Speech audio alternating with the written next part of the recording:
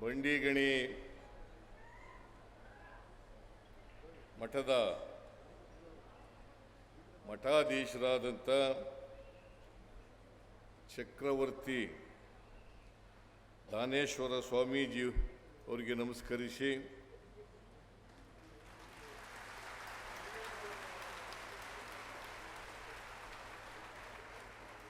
ವೇದಿಕೆ ಮೇಲಿರ್ತಕ್ಕಂಥ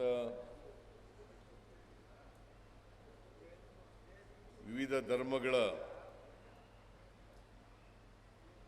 ಪೂಜ್ಯ ಸ್ವಾಮೀಜಿಯವರ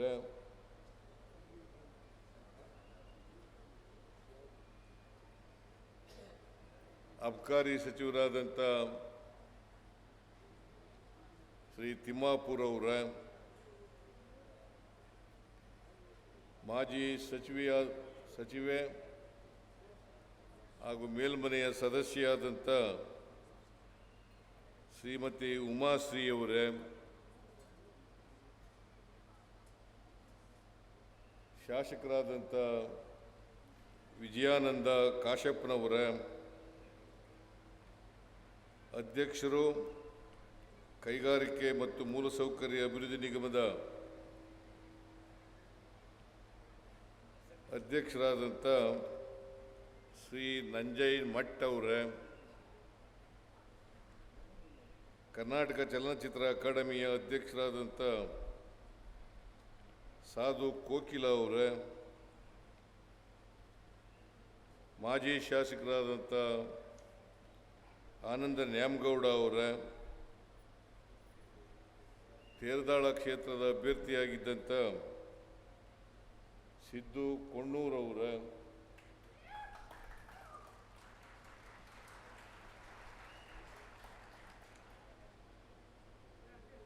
ಮಠದ ಎಲ್ಲ ಭಕ್ತಾದಿಗಳೇ, ಇತರ ಎಲ್ಲ ಆತ್ಮೀಯ ಸೋದರ ಸೋದರಿಯರೇ, ಮಾಧ್ಯಮದ ಗೆಳೆಯರೇ, ಇವತ್ತು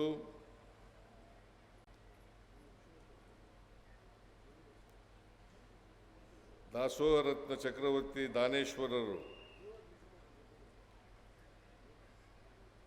ಅವರ ನೇತೃತ್ವದಲ್ಲಿ ಆಯೋಜನೆ ಮಾಡಿರ್ತಕ್ಕಂಥ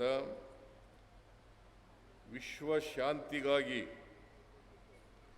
ಸರ್ವಧರ್ಮ ಮಹಾಸಂಗಮ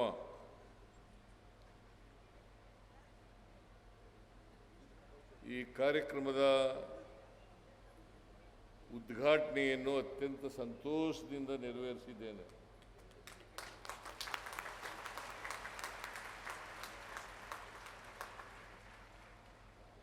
ಮತ್ತೆ ಸಂತೋಷದಿಂದ ಭಾಗವಹಿಸ್ತಾ ಇದ್ದೇನೆ.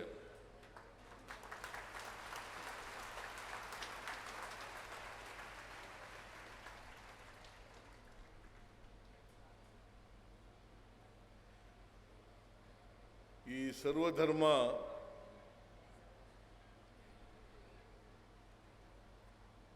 ಪೂಜ್ಯ ಸ್ವಾಮೀಜಿಯವರು, ಎಲ್ಲ ಧರ್ಮದ ಸ್ವಾಮೀಜಿಯವರು ಭಾಗವಹಿಸಿದ್ದಾರೆ.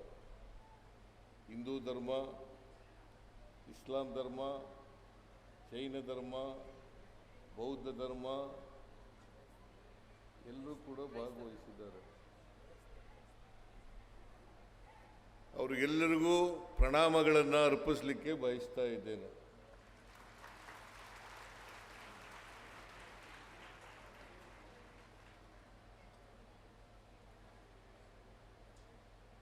ಇವತ್ತು ನಡೀತಾ ಇರ್ತಕ್ಕಂಥ ಸರ್ವಧರ್ಮ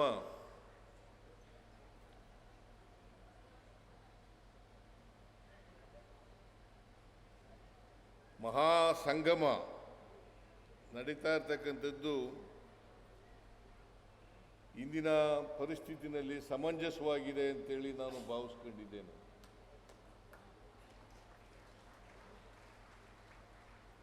ನಮ್ಮ ದೇಶದಲ್ಲಿ, ಇಡೀ ಜಗತ್ತಿನಲ್ಲಿ ಅನೇಕ ಧರ್ಮಗಳಿದ್ದಾವೆ, ಜಾತಿಗಳಿದ್ದಾವೆ.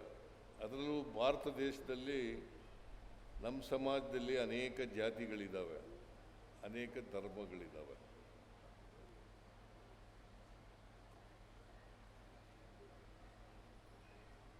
ಜಾತಿ ಧರ್ಮಗಳನ್ನು ನಾವು ಮಾಡಿರೋದಲ್ಲ, ಮೊದಲಿಂದ ಬೆಳಕ ಬಂದಿದೆ. ಆ ಸಂಸ್ಕೃತಿ ನಮ್ಮಲ್ಲಿ ಬೆಳೆದು ಬಂದಿದೆ.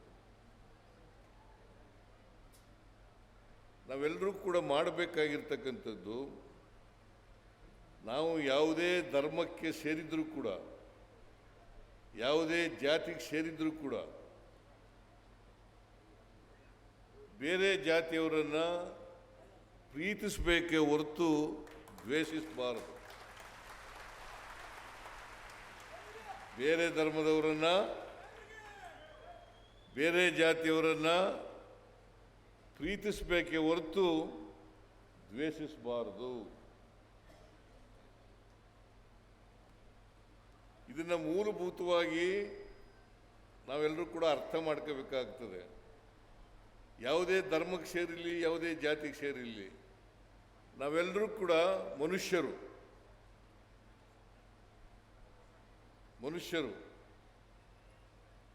ಈಗ ಇಸ್ಲಾಂ ಧರ್ಮಕ್ಕೆ ಸೇರಿರೋರಲ್ಲಿ ರಕ್ತ, ಹಿಂದೂ ಧರ್ಮಕ್ಕೆ ಸೇರಿರ್ತಕ್ಕಂಥವ್ರ ರಕ್ತ ಬೇರೆ ಬೇರೆ ಇರ್ತದ? ಈಗ ನೋಡಿ, ನಾವು ಎಷ್ಟು ಸ್ವಾರ್ಥಿಗಳು ಅಂತಂದರೆ, ಕಾಯಿಲೆ ಬಂದರೆ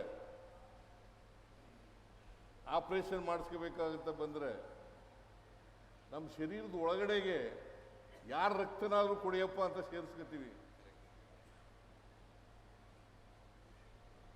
ಯಾರ ರಕ್ತ ಆದರೂ ನನಗೆ ಇಂಥವ್ರ ರಕ್ತ ಅಂತ ಕೇಳ್ತೀವ?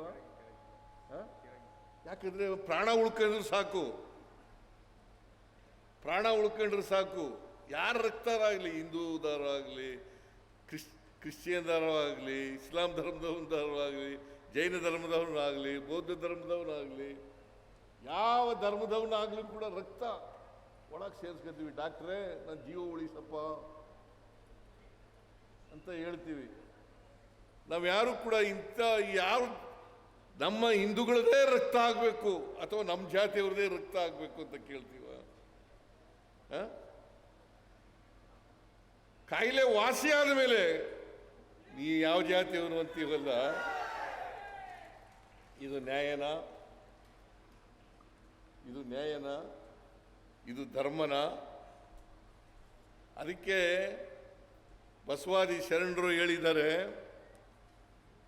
ದಯೆ ಇಲ್ಲದ ಧರ್ಮ ಯಾವುದಯ್ಯ? ದಯೆ ಇಲ್ಲದ ಧರ್ಮ ಯಾವುದಯ್ಯ? ದಯೆಯೇ ಧರ್ಮದ ಮೂಲವಯ್ಯ. ಇದನ್ನು ತಿಳ್ಕೊಂಡ್ರೆ ಸಾಕು ಅಲ್ವಾ? ಅಲ್ವೇನ್ರಿ?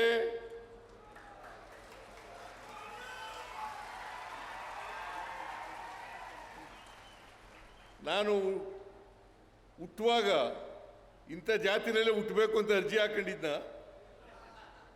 ಕುರುಬರ ಜಾತಿನಲ್ಲೇ ಹುಟ್ಟಬೇಕು ಅಂತ ಅರ್ಜಿ ಹಾಕೊಂಡಿದ್ದ. ನಮ್ಮ ಅಪ್ಪ ನಮ್ಮ ಅವ್ವ ಕುರುಬರ ಜಾತಿಲಿದ್ರು, ನಾನು ಕುರುಬನಾಗಿದ್ದೀನಿ ಅಷ್ಟೇನೆ. ಆದರೆ ಮೂಲಭೂತವಾಗಿ ನಾನು ಮನುಷ್ಯ. ಮೂಲಭೂತವಾಗಿ ಮನುಷ್ಯನನ್ನು ಪ್ರೀತಿಸಬೇಕೇ ಹೊರತು ನಾವು ದ್ವೇಷಿಸಬಾರದು. ಪ್ರಾಣಿಗಳನ್ನು ಪ್ರೀತಿಸ್ತೀವಿ,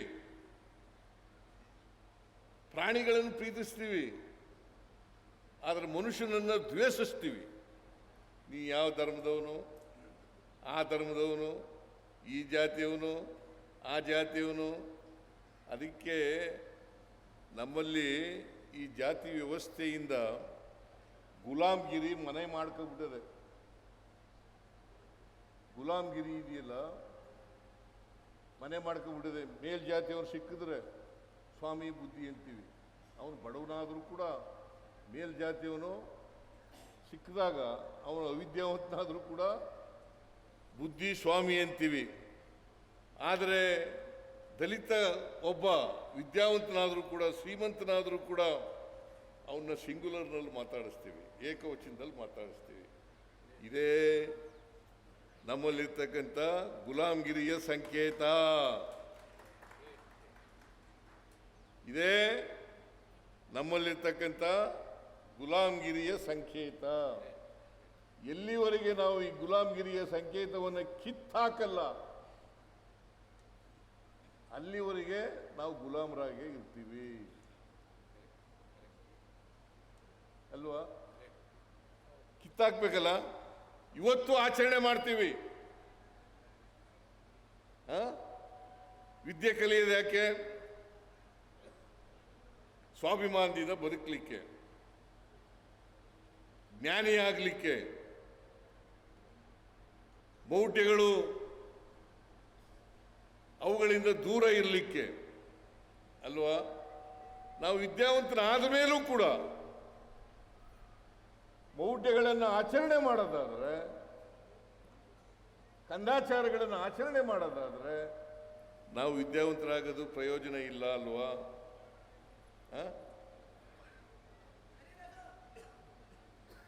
ನೀನು ಯಾಕಪ್ಪ ಇವತ್ತು ಬಟ್ಟೆ ಇಲ್ಲ, ಒಟ್ಟಿಗೆ ಇಟ್ಟಿಲ್ಲ, ಅವಿದ್ಯಾವಂತನಾಗಿದ್ದೀಯಾ, ಬಡತನದಿಂದ ಇದೆಯಾ ಅಂತಂದ್ರೆ ನಾನು ಹಣೆ ಬರ ಸ್ವಾಮಿ ಅಂತನ್ನೋದು. ಏನು ದೇವ್ರು ಬರ್ದಿದ್ನ? ನಿಮ್ಗೆ ಅವಕಾಶ ಸಿಕ್ಕಲಿಲ್ಲ, ವಿದ್ಯಾವಂತರಾಗಲಿಲ್ಲ. ಅವಕಾಶ ಸಿಕ್ಕಿದ್ರೆ ಎಲ್ಲರೂ ಕೂಡ ವಿದ್ಯಾವಂತರಾಗಲಿಕ್ಕೆ ಸಾಧ್ಯ ಆಗ್ತಿತ್ತು. ನಮ್ಮ ಸಮಾಜದಲ್ಲಿ ಬಹುತೇಕ ಜನ ಸಮಾಜದಲ್ಲಿರ್ತಕ್ಕಂಥವ್ರು 100ಕ್ಕೆ 80-85 ಜನ ಅವಿದ್ಯಾವಂತರಾಗಿದ್ದಾರೆ. ಶೂದ್ರರಲ್ವಾ? ಇವ್ರಿಗೆ ವಿದ್ಯೆ ಕಲಿತಕ್ಕಂಥ ಅವಕಾಶ ಇರಲಿಲ್ಲ, ಮಂತ್ರ ಕಲಿತಕ್ಕಂಥ ಅವಕಾಶ ಇರಲಿಲ್ಲ, ಸಂಸ್ಕೃತ ಕಲಿತಕ್ಕಂಥ ಅವಕಾಶ ಇರಲಿಲ್ಲ. ಹೆಣ್ಮಕ್ಳು ಕೂಡ ಇಲ್ಲಿ ಬಹಳ ಜನ ಇದ್ದಾರೆ. ಹೆಣ್ಮಕ್ಳಿಗೂ ಕೂಡ ವಿದ್ಯೆ ಕಲಿತಕ್ಕಂಥ ಅವಕಾಶ ಇರಲಿಲ್ಲ. ಅವಕಾಶ ಸಿಕ್ಕಿದ್ರೆ ಎಲ್ಲರೂ ಕೂಡ ವಿದ್ಯಾವಂತರಾಗಲಿಕ್ಕೆ ಸಾಧ್ಯ ಆಗ್ತಿತ್ತು. ವಿದ್ಯೆ ಯಾರಪ್ಪನ ಮನೆ ಸೊತ್ತಲ್ಲ. ಆಗಿದ್ರೆ ಬಾಬಾ ಸಾಹೇಬ್ ಅಂಬೇಡ್ಕರ್ ಅವರು ಈ ದೇಶಕ್ಕೆ ಸಂವಿಧಾನ ಕೊಡಕ್ಕೆ ಸಾಧ್ಯ ಆಯ್ತಿತ್ತ? ಯಾವ ಜಾತಿಯಲ್ಲಿ ಹುಟ್ಟಿದ್ದು ಬಾಬಾ ಸಾಹೇಬ್ ಅಂಬೇಡ್ಕರ್ ಅವರು?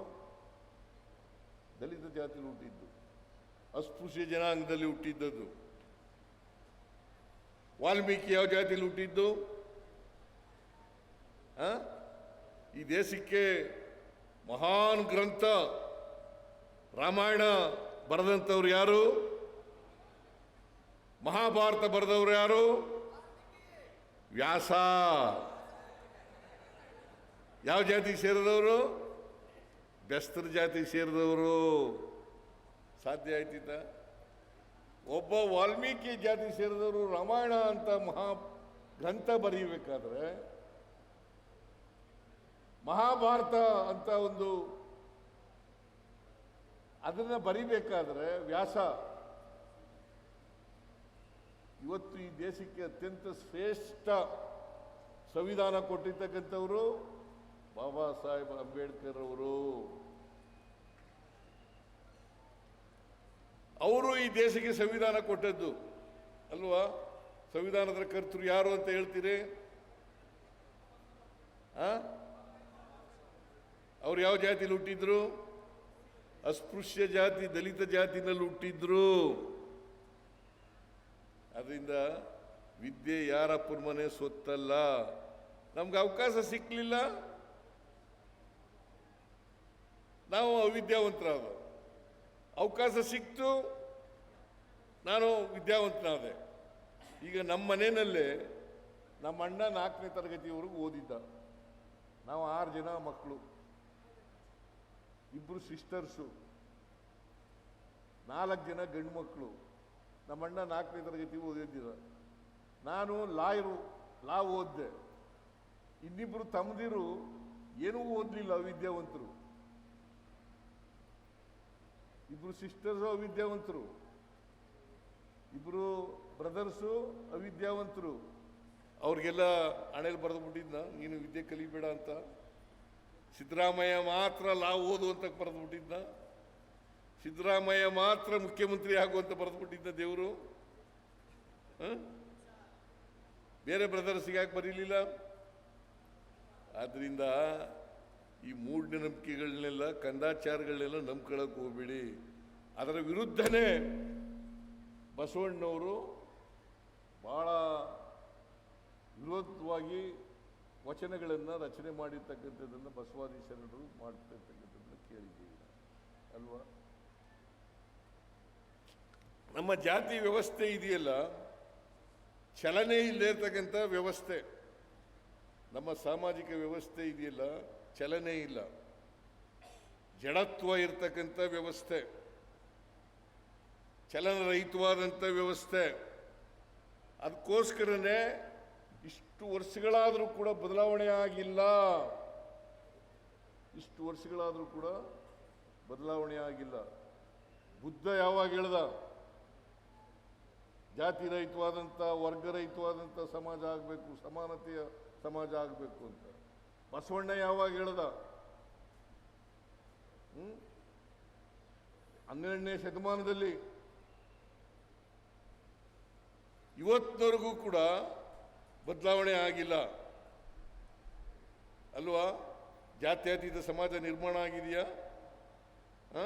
ಜಾತಿ ಇಲ್ಲದೆ ಇರ್ತಕ್ಕಂಥ, ವರ್ಗ ಇಲ್ಲದೆ ಇರ್ತಕ್ಕಂಥ ಸಮಾಜ ನಿರ್ಮಾಣ ಆಗಿದೆಯಾ? ಆಗಿಲ್ಲ. ಆದರೂ ಹೇಳ್ತಲೇ ಇದ್ದೀವಿ. ಬಸವಾದಿ ಶರಣರು ಹೇಳಿದ್ರು, ಇವನಾರವ ಇವನಾರವ ಇವನಾರವ ಎಂದೆನಿಸದಿರಯ್ಯ, ಇವ ನಮ್ಮವ ಇವ ನಮ್ಮವ ಇವ ನಮ್ಮವ ಎಂದೆನಿಸಯ್ಯ, ನಿನ್ನ ಮನೆಯ ಮಗನೆಂದೆನಿಸಯ್ಯ, ಕೂಡಲ ಸಂಗಮದಯ್ಯ.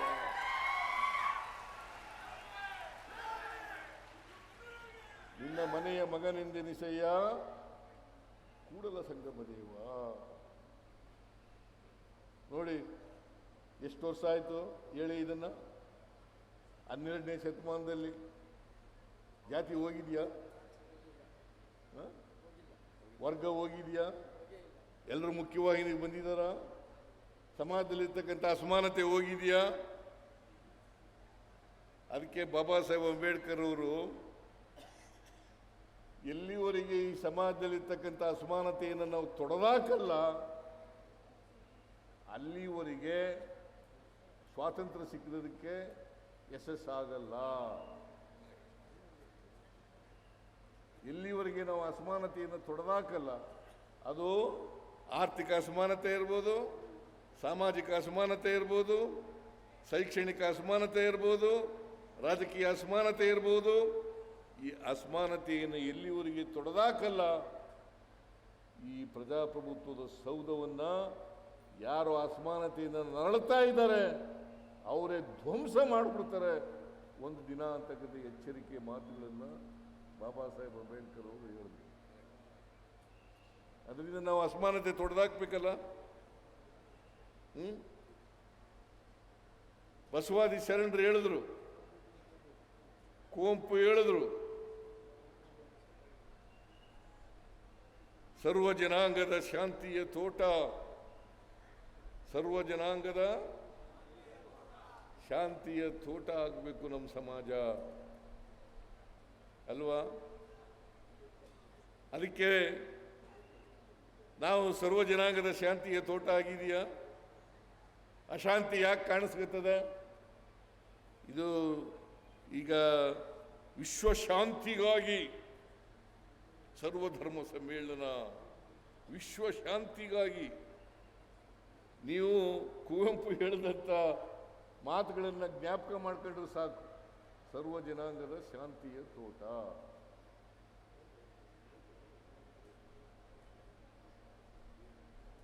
ಇದು ಎಲ್ಲರ ಉದ್ಯಾನ ಆಗಬೇಕು ಸಮಾಜ. ಅದು ಬಿಟ್ಟು ಅದಕ್ಕೆ ಕುವೆಂಪು ಅವರು ಬಹಳ ಸ್ಪಷ್ಟವಾಗಿ ಹೇಳಿದ್ದಾರೆ,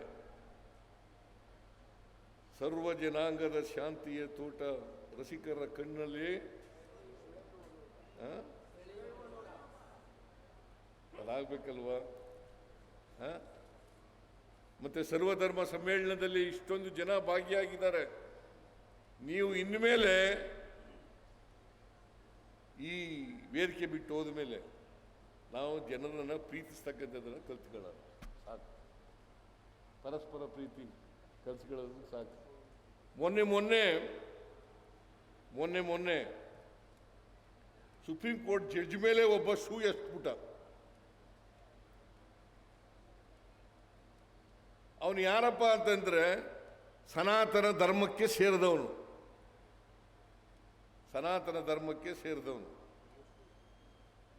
ಧರ್ಮ ಹೇಳ್ತದ, ಯಾವ ಧರ್ಮನೂ ಕೂಡ ಪ್ರೀತಿಸಬೇಕು ಅಂತ ಹೇಳ್ತದ ಹೊರತು ದ್ವೇಷಿಸಬೇಕು ಅಂತ ಹೇಳೋದಿಲ್ಲ. ಒಬ್ಬ ಸುಪ್ರೀಂ ಕೋರ್ಟ್ ಚೀಫ್ ಜಸ್ಟಿಸ್, ಅವನ ಮೇಲೆ ಒಬ್ಬ ಲಾಯರು, ತಿಳ್ಕೊಂಡಿರ್ತಕ್ಕಂಥವನು, ಓದ್ಕೊಂಡಿರ್ತಕ್ಕಂಥವನು, ಕಾನೂನು ಓದಿರ್ತಕ್ಕಂಥವನು, ಅವನು ಚಪ್ಪಲಿ ಶೂ ಎಸ್ಬಿಡ್ತಾನೆ. ಇದನ್ನೆಲ್ಲ ನಾವು ಸಹಿಸ್ಕೊಂಡಿರ್ಬೇಕಾ? ಖಂಡಿಸ್ಬೇಕೋ ಬೇಡವಾ? ಬೇಡ? ಮತ್ತೆ ಶಾಂತಿಯಲ್ಲಿ ನಿಲ್ಲಿಸುತ್ತೆ?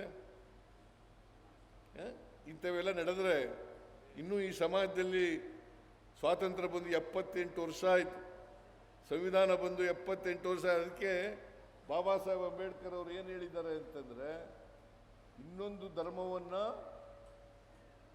ಸಹಿಸ್ಕೊಳ್ತಕ್ಕಂಥ ಕೆಲಸ ಆಗುತ್ತೆ. ಇನ್ನೊಂದು ಧರ್ಮವನ್ನ ಸಹಿಸ್ಕೊಳ್ತಕ್ಕಂಥದ್ದಾಗಬೇಕು. ಜೊತೆಗೆ ಇದು ಎಲ್ಲರೂ ಕೂಡ ಕೂಡಿ ಬಾಳ್ತಕ್ಕಂಥದ್ದು ಆಗಬೇಕು ಅಲ್ವಾ? ಅದಕ್ಕೆ ನಮ್ಮ ಸರ್ಕಾರ ಸರ್ವರನ್ನೂ ಒಳಗೊಂಡ ಸಮಾಜ ನಿರ್ಮಾಣ ಮಾಡತಕ್ಕಂಥದ್ದೇ ನಮ್ಮ ಧ್ಯೇಯ ಅಂತಕ್ಕಂಥ ಮಾತುಗಳನ್ನು ಹೇಳಲಿಕ್ಕೆ ಬಯಸ್ತಾ ಇದ್ದೇನೆ. ಅದಕ್ಕೆ ತಳ ಸಮುದಾಯದವರು ಇದ್ದಾರಲ್ಲ, ಅವರೆಲ್ಲರಿಗೂ ಕೂಡ ಎಲ್ಲ ಧರ್ಮದಲ್ಲಿ ಇರ್ತಕ್ಕಂಥ ಬಡವರು, ಎಲ್ಲ ಜಾತಿಯಲ್ಲಿರ್ತಕ್ಕಂಥ ಬಡವರು, ಅವರೆಲ್ಲರಿಗೂ ಕೂಡ ನಮ್ಮ ಸರ್ಕಾರ ಕಾರ್ಯಕ್ರಮಗಳನ್ನು ಮಾಡಿದ್ದೇವೆ. ಈಗ ಶಕ್ತಿ ಯೋಜನೆ ಮಾಡಿದ್ದೀವಿ. ಆ ಶಕ್ತಿ ಯೋಜನೆ ಯಾವುದೋ ಒಂದು ಧರ್ಮದವ್ರಿಗೆ ಇದೆಯಾ, ಒಂದು ಜಾತಿಯವ್ರಿಗೆ ಇದೆಯಾ? ಎಲ್ಲ ಜಾತಿಯವರು ಫ್ರೀಯಾಗಿ ಬಸ್ನಲ್ಲಿ ತಿರುಗಾಡಿ ಅಂತ ಹೇಳ್ಬಿಟ್ಟಿದ್ದೀವಿ. ಎಲ್ಲ ಧರ್ಮದವ್ರಿಗೂ ಫ್ರೀಯಾಗಿ ಬಸ್ನಲ್ಲಿ ತಿರುಗಾಡಿ ಅಂತ ಹೇಳಿದ್ದೀವಿ. ನೀವೆಲ್ಗಾರ ಹೋಗಿ, ದೇವಸ್ಥಾನಕ್ಕಾರ ಹೋಗಿ, ನೆಂಟರ ಮನೆಗಾರ ಹೋಗಿ, ತವ್ರ ಮನೆಗಾರ ಹೋಗಿ, ಎಲ್ಗಾರ ಹೋಗಿ, ಆದರೆ ಎಲ್ಲ ಮಹಿಳೆಯರು ಕೂಡ ಒಟ್ಟಿಗೆ ಕೂತ್ಕೊಂಡು ಬಸ್ನಲ್ಲಿ ಹೋಗಿ, ಫ್ರೀಯಾಗಿ ಹೋಗಿ.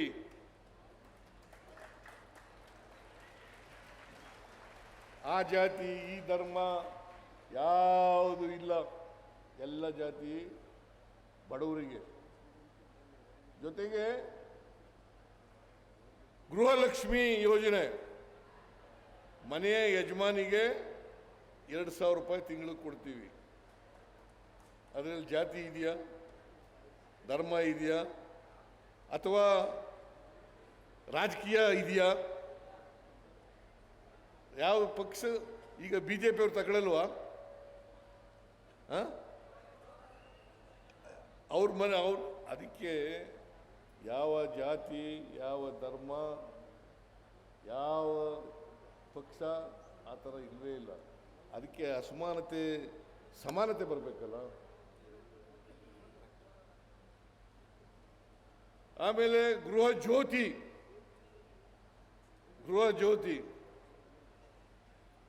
ಆ ಗೃಹ ಜ್ಯೋತಿ ಕಾರ್ಯಕ್ರಮದಲ್ಲಿ ಎಲ್ಲ ಮನೆಯವರಿಗೂ ಫ್ರೀ ಕರೆಂಟ್, 200 ಯೂನಿಟ್ವರೆಗೆ ಫ್ರೀ ಕರೆಂಟ್. ನೀವೆಲ್ಲ ಕೈ ಎತ್ತಿ, ಎಷ್ಟು ಜನ ಫ್ರೀ ಕರೆಂಟ್ ತಗೋತಾ ಇದ್ದೀರಿ ನೋಡಿ? ಎಲ್ಲರೂ ಕೈ ಎತ್ತಾರೆ.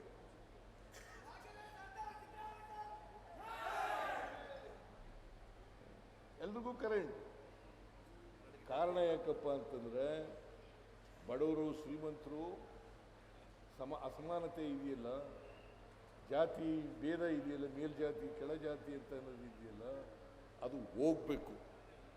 ಅದು ಹೋಗದೇನೆ, ಅದಕ್ಕೆ ಬಾಬಾ ಸಾಹೇಬ್ ಅಂಬೇಡ್ಕರ್ ಅವರು ಹೇಳ್ತಾರೆ, ಎಲ್ಲಿವರೆಗೆ ಆರ್ಥಿಕ ಸಾಮಾಜಿಕ ಶಕ್ತಿ ಬರಲ್ಲ ಪ್ರತಿಯೊಬ್ಬರಿಗೂ, ಅಲ್ಲಿವರೆಗೆ ಸಮಾಜದಲ್ಲಿ ಬದಲಾವಣೆ ಆಗಲ್ಲ, ಸ್ವಾತಂತ್ರ್ಯ ಬಂದದ್ದು ಸಾರ್ಥಕ ಆಗಲ್ಲ, ಯಶಸ್ಸಾಗಲ್ಲ. ನೀವು ತಿಳ್ಕೊಳ್ಳಿ ಇವನ್ನೆಲ್ಲ. ನಾನು ಭಾಳ ಮಾತಾಡಬೇಕು ಅಂತ ಇದ್ದೆ, ಸಮಯ ಇಲ್ಲ. ನಾನು ಮತ್ತೆ ಹುಬ್ಳಿಗೆ ಹೋಗಿ, ಹುಬ್ಳಿಯಿಂದ ಬೆಂಗಳೂರಿಗೆ ಹೋಗಿ, ಬೆಂಗಳೂರಿನಲ್ಲಿ ಇವತ್ತು ಮಂತ್ರಿಗಳ ಎಲ್ಲ ಊಟ ಇಟ್ಕೊಂಡಿದ್ದೀನಿ. ನಾನು ಪಕ್ಷದ ವಿಚಾರ ಚರ್ಚೆ ಮಾಡೋಕ್ಕೋಸ್ಕರ ಊಟ ಇಟ್ಕೊಂಡಿದ್ದೀನಿ. ಅದರಿಂದ ಹೋಗಲೇಬೇಕಾಗಿದೆ. ಅದರಿಂದ ಹೆಚ್ಚು ಮಾತಾಡಕ್ಕೆ ಹೋಗಲ್ಲ. ಇಷ್ಟೇ ತಿಳ್ಕೊಳ್ಳಿ ನೀವು. ವಿಶ್ವಶಾಂತಿ ಆಗಬೇಕಾದ್ರೆ ವಿಶ್ವಶಾಂತಿ ಆಗಬೇಕಾದ್ರೆ ಮೂಲಭೂತವಾಗಿ ನೀವು ತಿಳ್ಕೊಂಡಿರ್ತ ಇನ್ನೊಂದು ಜಾತಿಯವ್ರನ್ನ ಪ್ರೀತಿಸ್ಬೇಕು, ದ್ವೇಷಿಸಬಾರ್ದು. ಅವನು ಯಾವ ಜಾತಿ ಏನಾರು ಆಗಿರಲಿ, ಕ್ರಮೇಣ ಜಾತಿ ಹೋಗಬೇಕು.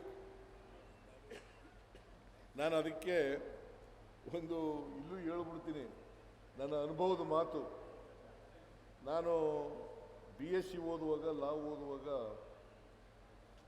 ನಮ್ಮಪ್ಪ ನನಗೆ ಮನೆಯಲ್ಲಿರ್ತಕ್ಕಂಥ ದನಕರುಗಳಿಗೆ ನೀರು ಕುಡಿಸೋದು ಮಾಡಿಬಿಟ್ಟಿದ್ವಿ. ನೀರು ಕುಡಿಸಬೇಕಾಗಿತ್ತು. ನಾನು ಎಲ್ಲಿಂದ ನೀರು ತರೋದು? ಬಾವಿಲಿ ಸೇರ್ಕೊ ಬರಬೇಕಾಗಿತ್ತು. ಆಗ ಓಪನ್ ವೆಲ್ಗಳಿದ್ದವು. ಈಗಿಲ್ಲ ಬಿಡಿ, ಈಗ ಎಲ್ಲ ಓಪನ್ ವೆಲ್ಗಳೆಲ್ಲ ಮುಚ್ಚೋಗ್ಬಿಟ್ಟಿದ್ದಾವೆ, ಬೋರ್ವೆಲ್ಗಳು ಬಂದ್ಬಿಟ್ಟಿದ್ದಾವೆ. ಈಗ ಓಪನ್ ವೆಲ್ಗಳಿಲ್ಲ. ನಾನು ಓದುವಾಗ ಓಪನ್ ವೆಲ್ಗಳಿದ್ದವು. ಆ ಬಾವಿನಲ್ಲಿ ಹೋಗಿ ನೀರು ಸೇರ್ಬೇಕಂತೂ ತಂದು ದನಕರುಗಳು ಕುಡಿಸ್ಬೇಕಾಗಿತ್ತು ಮನೇಲಿರೋಕ್ಕೆ.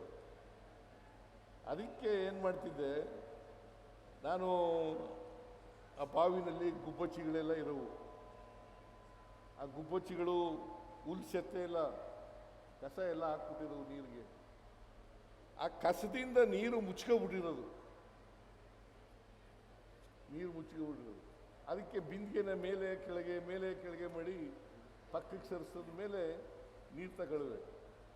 ಮನೆಗೆ ಹೋಗ್ಬಿಟ್ಟು ನೀರು ಹಾಕ್ಬಿಟ್ಟು ಬರೋದ್ರೊಳಗಡೆ ಮುಚ್ಕೊಬಿಟ್ಟೋದು. ಹೆಂಗಾಗಿದೆ ನಮ್ಮ ಜಾತಿ ವ್ಯವಸ್ಥೆ ಅಂತಂದರೆ, ಅನೇಕ ಸುಧಾರಕರು ಬಂದಿದ್ದಾರೆ. ಬುದ್ಧ, ಬಸವ, ಅಂಬೇಡ್ಕರ್, ಮಹಾತ್ಮ ಗಾಂಧಿ, ಯಾರು ಬಂದರೂ ಕೂಡ ಸ್ವಲ್ಪ ಬದಲಾವಣೆ ಆಗುತ್ತೆ ಜಾತಿ ವ್ಯವಸ್ಥೆ, ಮತ್ತೆ ಸೇರ್ಕೊಂಡ್ಬಿಡ್ತದೆ. ಹಂಗಾಗ್ಬಿಡದೆ ಇದು ನನ್ನ ಅನುಭವದ ಮಾತು. ಆದ್ದರಿಂದ ನಾವೆಲ್ಲರೂ ತಿಳ್ಕೋಬೇಕು, ನಾವೆಲ್ಲರೂ ಕೂಡ ತಿಳ್ಕೋಬೇಕು. ನಾವು ಶಕ್ತಿ ತುಂಬಬೇಕಾಗುತ್ತೆ, ಆರ್ಥಿಕವಾಗಿ ಸಾಮಾಜಿಕವಾಗಿ ಶಕ್ತಿ ತುಂಬಬೇಕಾಗುತ್ತೆ. ನಾವು ಅದಕ್ಕೋಸ್ಕರನೇ ಇಲ್ಲಿ ಭಾಳ ಜನ ಭಕ್ತರೆಲ್ಲ ಬಂದಿದ್ದೀರಿ.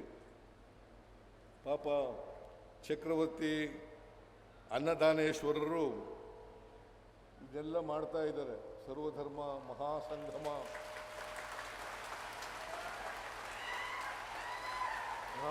ಭಾಳ ಮುಂದೂರು ಮಾಡ್ತಾ ಇರಿ. 287 ಬಸವಣ್ಣ ಏನು ಹೇಳಿದ್ದಾನೆ ಅಂತಂದರೆ, ಕಾಯಕ ದಾಸೋಹ. ಕಾಯಕ ಅಂದ್ರೆ ಏನು ಗೊತ್ತಾ ಇಂಗ್ಲೀಷ್ನಲ್ಲಿ?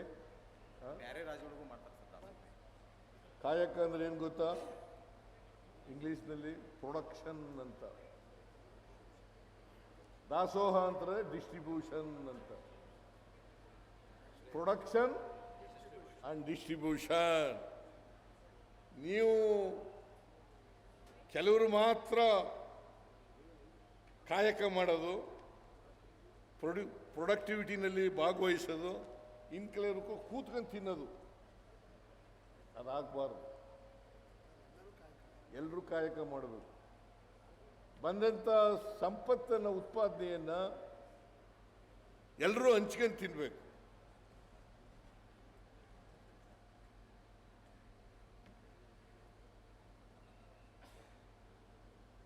ಎಲ್ಲರೂ ಹಂಚ್ಕೊಂಡು ತಿನ್ಬೇಕು. ಅದೇ ಕಾಯಕ ಮತ್ತು ದಾಸೋಹ ಬರೀ ಭಾಷಣ ಮಾಡೋಕ್ಕಲ್ಲ ಇರೋದು, ಬಸವಣ್ಣನ ವಚನಗಳು. ಅದಕ್ಕೆ ನಾನು ಬಸವಣ್ಣನವರ ಸಾಂಸ್ಕೃತಿಕ ನಾಯಕ.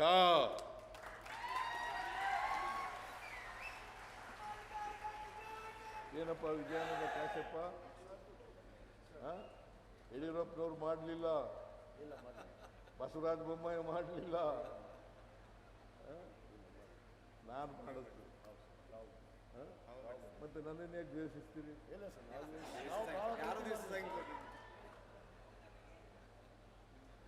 ನೀನು ಮಾಡಲ್ಲಪ್ಪ, ನೀನು ನನ್ನ ಅಭಿಮಾನಿ ಯಾವಾಗಲೂ. ನೀನು ಮಾಡಲ್ಲ. ಕೆಲವರು ಯಾಕೆ ದ್ವೇಷಿಸ್ತಾರೆ ನನಗಂತೂ ಗೊತ್ತಿಲ್ಲ. ಅದರಿಂದ ನಾನು ಒಬ್ಬ ಬಸವಣ್ಣನವರ ಕಟ್ಟ ಅನುಯಾಯಿ. ಬಸವಣ್ಣನವರ ಕಟ್ಟ ಅನುಯಾಯಿ. 2013 ಮೇ 13ನೇ ತಾರೀಕು ಬಸವ ಜಯಂತಿ. ಅವತ್ತೇ ಪ್ರಮಾಣ ವಚನ ತಗೊಂಡೆ.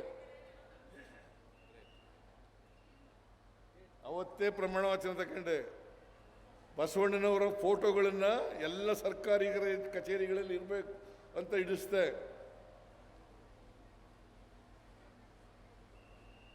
ವಿಜಯಪುರದಲ್ಲಿರ್ತಕ್ಕಂಥ ಮಹಿಳಾ ಯೂನಿವರ್ಸಿಟಿಗೆ ಅಕ್ಕ ಮಹಾದೇವಿ ಅಂತ ಹೆಸರಿಟ್ಟೆ. ಯಾಕಿಟ್ಟೆ ಅಂತಂದ್ರೆ ಯಾರನ್ನೋ ಮೆಚ್ಚಿಸ್ಕೊಳ್ಳೋಕ್ಕೋಸ್ಕರ ಅಥವಾ ಯಾರನ್ನೋ ಓಲೈಕೆ ಮಾಡಲಿಕ್ಕೋಸ್ಕರವಾಗಿ ಮಾಡಿದ್ದಲ್ಲ. ಇವರು ಜಾತ್ಯತೀತವಾಗಿ ಪ್ರಯತ್ನ ಮಾಡಿದರು. ಜಾತ್ಯತೀತ ಸಮಾಜ ನಿರ್ಮಾಣ ಮಾಡಲಿಕ್ಕೆ ಪ್ರಯತ್ನ ಮಾಡಿದರು. ಸಮಾಜ ನಿರ್ಮಾಣ ಮಾಡಲಿಕ್ಕೆ ಪ್ರಯತ್ನ ಮಾಡಿದರು. ಸಮಾಜ ನಿರ್ಮಾಣ ಮಾಡಲಿಕ್ಕೆ ಪ್ರಯತ್ನ ಮಾಡಿದರು. ಜಾತಿ ರಹಿತವಾದಂಥ, ವರ್ಗರಹಿತವಾದಂಥ ಜಾತಿ ಸಮಾಜವನ್ನು ನಿರ್ಮಾಣ ಮಾಡೋಕ್ಕೆ ಪ್ರಯತ್ನ ಮಾಡಿದರು. ಅದಕ್ಕೋಸ್ಕರ ಮಾಡಿದ್ರು. ಅದರಿಂದ ನಾವೆಲ್ಲರೂ ಕೂಡ ಮನುಷ್ಯರಾಗಿ ಬಾಳ್ತಕ್ಕಂಥ ಪ್ರಯತ್ನ ಮಾಡೋಣ. ದ್ವೇಷಿಸ್ತಕ್ಕಂಥ ಕೆಲಸ ಮಾಡக்கூಡುದು. ಈ ಸ್ವಾಮೀಜಿಯವರು ಸುಮಾರು ಒಂದು ವರ್ಷದಲ್ಲಿ 287 ಅನ್ನದಾನ ಮಾಡಿದ್ದಾರೆ. ಇನ್ನೂ ಶಕ್ತಿ ಕೊಡಲಿ, ಆಯುಸ್ಸು ಆರೋಗ್ಯ ಕೊಡಲಿ ಸ್ವಾಮೀಜಿ ಇರ್ತಕ್ಕಂಥ ಮಾತುಗಳನ್ನು ಹೇಳಿ ಬಯಸ್ತಾ ಇದ್ದೇನೆ. ಆಮೇಲೆ ಬರೀ ಕರ್ನಾಟಕದಲ್ಲ, ಹೊರ ರಾಜ್ಯದಲ್ಲೂ ಕೂಡ ಮಾಡಿದ್ದಾರೆ.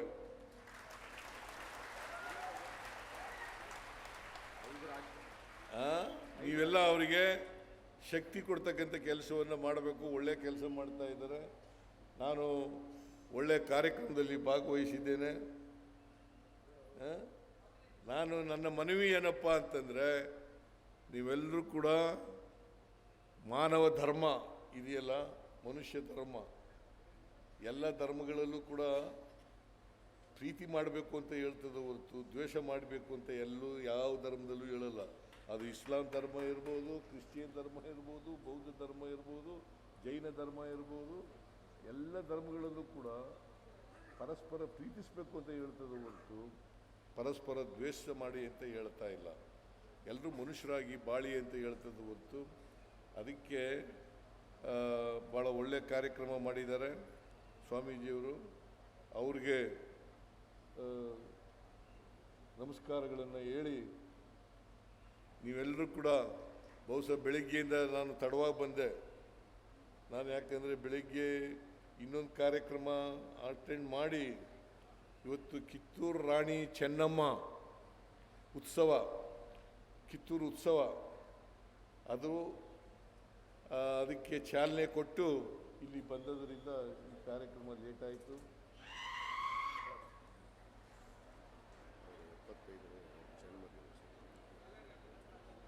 ಆಮೇಲೆ ಅನ್ನದಾನೇಶ್ವರ ಇವಾಗ 75ನೇ ವರ್ಷನ ನಿಮಗೆ?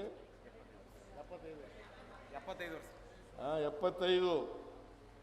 ಅವರಿಗೆ 100 ವರ್ಷಕ್ಕಿಂತ ಹೆಚ್ಚು ಬಾಳಲಿ.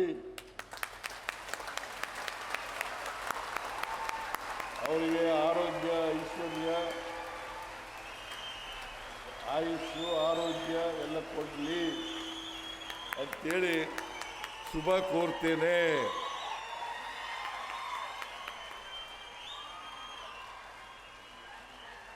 ನನಗೆ ಈ ಕಾರ್ಯಕ್ರಮದಲ್ಲಿ ಭಾಗವಹಿಸಲಿಕ್ಕೆ ತಿಮ್ಮಾಪುರ ಕಾರಣ. ನಾನು ಬರಲ್ಲ ಅಂತ ಹೇಳ್ಬಿಟ್ಟಿದ್ದೆ, ಬೇರೆ ಕಾರ್ಯಕ್ರಮ ಇದೆ ಬರೋಕ್ಕಾಗಲ್ಲಪ್ಪ ಅಂತ ಹೇಳ್ಬಿಟ್ಟಿದ್ದೆ. ತಿಮ್ಮಾಪುರ ಬಂದು ಜಗಳನೇ ಶುರು ಮಾಡಿದ, ಬರಲೇಬೇಕು ನೀವು ಅಂತ ಕೂತ್ಕೊಂಡ. ಹಾಗಾಗಿ ಬಂದಿದ್ದೇನೆ. ನಿಮ್ಮನ್ನೆಲ್ಲ ನೋಡ್ತಕ್ಕಂಥ ಸುಯೋಗ ಸಿಕ್ಕಿದೆ. ಈ ಸರ್ವಧರ್ಮ ಮಹಾಸಂಗಮದಲ್ಲಿ ಭಾಗಿಯಾಗ್ತಕ್ಕಂಥ ಅವಕಾಶ ಸಿಕ್ಕಿದೆ. ನಿಮ್ಮೆಲ್ಲರಿಗೂ ಒಳ್ಳೆಯದಾಗಲಿ ಅಂತೇಳಿ ಶುಭ ಕೋರಿ ನನ್ನ ಮಾತುಗಳನ್ನು ಮುಗಿಸ್ತೇನೆ. ಜೈ ಹಿಂದ್, ಜೈ ಕರ್ನಾಟಕ, ಜೈ ಸಂವಿಧಾನ.